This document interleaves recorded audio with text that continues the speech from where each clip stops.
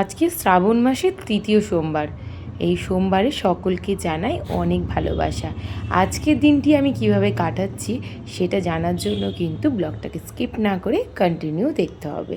আমি আর ঋষি তো পুরোপুরিভাবে একদম রেডি। ঋষির বাবা গেছে স্নানে, ওর মোটামুটি 5 মিনিট লাগবে রেডি হতে।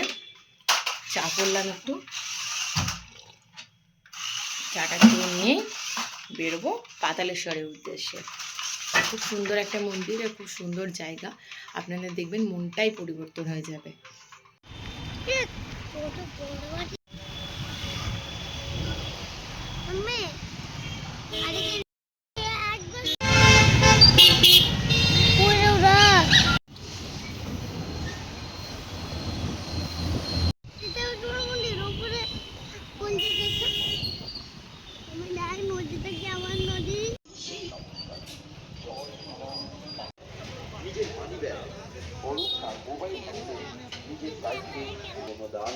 সাদরে শ্রদ্ধা সংগৃহীত হবে।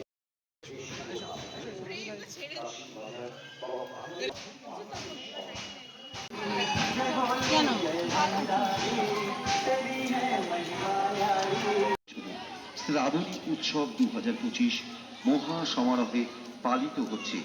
দিনগুলো হলো 4 শ্রাবণ 1432, ইংরেজির 21 জুলাই 2025, 18 শ্রাবণ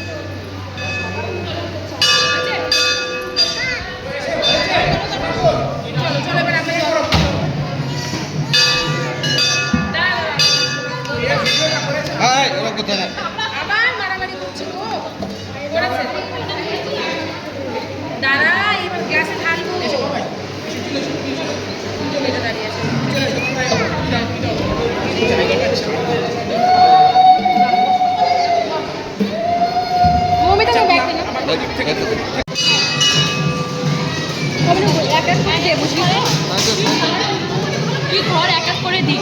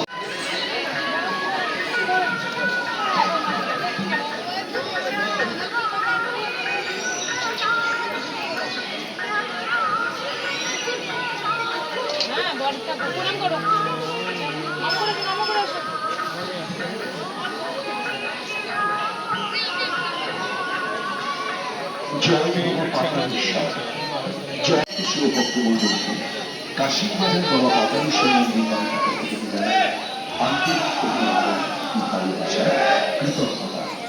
প্রতি বছর চলো চলো চলো চলো চলো চলো 2025 মহা সমারোহে পালিত হচ্ছে। দিনগুলো হলো 4 শ্রাবণ 1432, ইংরেজি 21 জুলাই 2025 সোমবার, 11 শ্রাবণ 1432, ইংরেজি 28 জুলাই 2025 সোমবার, 18 শ্রাবণ 1432, ইংরেজি 4 আগস্ট 2025 সোমবার এবং 25 শ্রাবণ 1430 যে সকল শিবভক্তরা এই মহা অভিষেক পূজায় অংশগ্রহণ করতে চান, মন্দিরের পূজার সামগ্রী একটি জল ভরা ঘটে পুরোহিত মহাশয় মন্ত্র উচ্চারণের সঙ্গে সঙ্গে পূজার অংশগ্রহণ করতে পারে। পূজা শেষে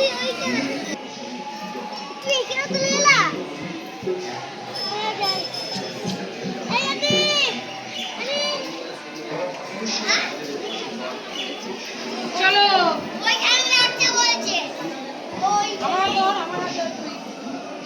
আয় তো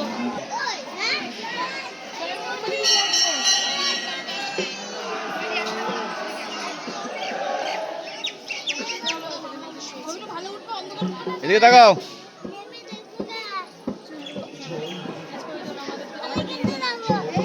কত এদিকে তাকাও, এদিকে তাকাও, কত এদিকে তাকাও, এদিকে তাকাও।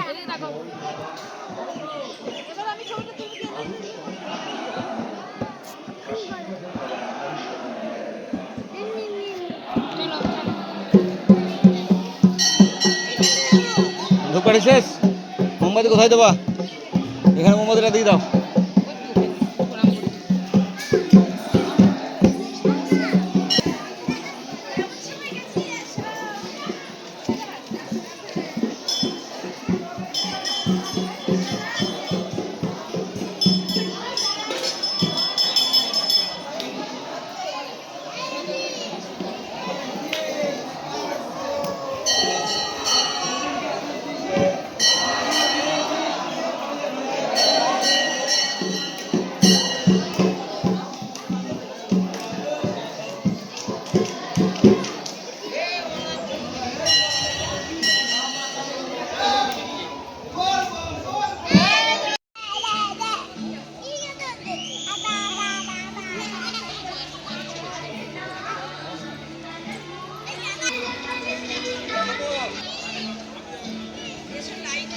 পুজো দেওয়া শেষ হলো আর আমাদের ছানা দুটোকে নিয়ে চারিদিকে ধূপকাঠি দেখানো হলো। বাড়ি যেতে মন একদম করছে না। আমরা এখন বসে পড়েছি চায়ের দোকানে চা খেতে। আর এই দুজনের মজা দেখুন, একজন ললিপপ আর একজন আইসক্রিম নিয়ে আইসক্রিম খাচ্ছে। আর তাদেরকে দেখতে কেমন লাগছে অবশ্যই কিন্তু কমেন্ট করে জানাবেন। বাড়ি ফেরার পথে আবার আসলাম আর এক মন্দিরে, আমাদের বিষ্ণুপুর কালীবাড়ি মন্দিরে। সেখানে ঠাকুরের দর্শন করে প্রণাম করে এবার চললাম বাড়ির উদ্দেশ্যে। কিন্তু ঋষির গল্প শেষ হচ্ছে না। আজকে বাড়ি আসতে অনেকটাই দেরি হয়েছিল, তাই রান্না করলাম সব রকম সবজি দিয়ে একটা ডাল, আলু সেদ্ধ, ঘি আর লেবু। এই ছিল আজকে আমাদের লাঞ্চের মেনু। আমাদের বলা ভুল, আমি তো আজকে খাবো না, ঋষির পাপার আর ঋষির মামার। আর ঋষি এখনও স্নান করেনি, কারণ তার টিপ মুছে যাবে বলে, মানে আজকে তার স্নান হবেই না। ঋষির পাপা কলেজ থেকে ফেরার সময় আমাকে জিজ্ঞেস করলো, তুমি আজকে কি খাবে? আমার মন হলো আজকে একটু রসমালাই খাই, তাই বাড়ি ফেরার সময় সে নিয়ে এসেছিলো রসমালাই, আর সেটাকে একটু ঠান্ডা করতে দিয়েছিলাম।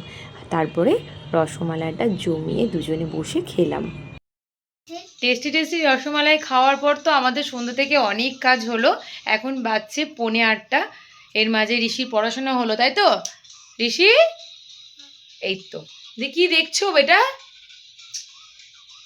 একটু কার্টুন দেখছো নাকি? ও মনু, আর কি খাবে বলেছো আমাকে?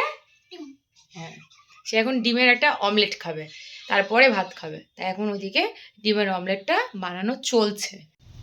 সকালে তো নিরামিষ ভাতই খেয়েছে, তাই ডবল ডিমেরই আর কি অমলেটটা করে দিলাম, খাক, তারপরে যেটুকু ভাত খাবে খাবে। Omelette ready. ঋষির পাপার আর আমার ডিম মানে ভীষণ পছন্দের একটা খাবার, আর যদি অমলেট হয় তাহলে তো আর বলার কথা নেই। ঋষিরও পছন্দটা আমাদের ব্যতিক্রম হয়নি, একই রকম পছন্দ ওরও রয়ে গেছে। এবার অমলেট খাওয়া চলছে, আর এরই মাঝে বললো দুটো শুকনো ভাতও মাম্মি নিয়ে আয়। তাই যাচ্ছি আমি এখন ওর জন্য শুকনো ভাত আনতে। এর সঙ্গে আজকে একটু ভাত খাইয়ে দেবো। আর তো প্রায় রাত্রি হয়েই আসলো, ডিনার টাইমও ঋষির হয়ে এসেছে। এই আজকে ওর ডিনার, আর তারই সঙ্গে ব্লগটাকে আজকে এখানে এন্ড করছি।